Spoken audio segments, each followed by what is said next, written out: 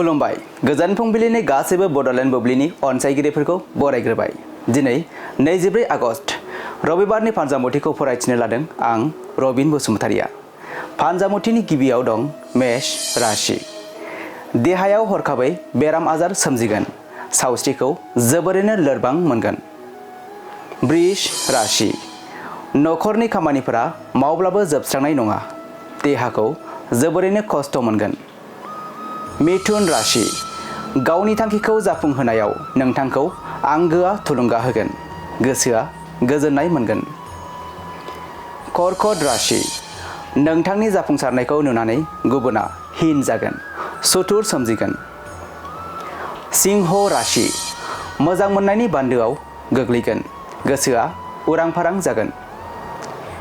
कन्या राशि। सानस्लाबनो हायैयाव नोंथाङा गोरोन्थि हाबा मावफ्लांगोन, साजा मोननो गोसोआव गिखांनाय मोनगोन। तुला राशि।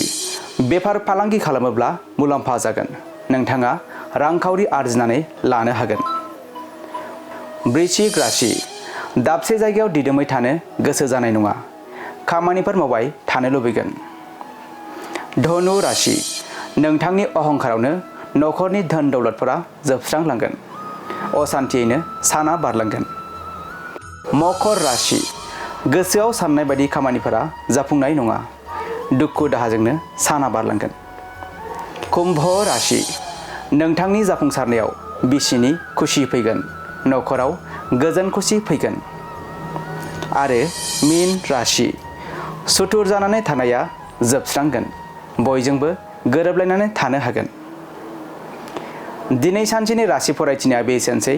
आसा खालामो नोंथांनि दिनैनि साना मोजाङै मोजां थांगोन, बेखौ बड'लेण्ड बुब्लि नखरनिफ्राय मिजिंथिबाय। गोजोन्थों।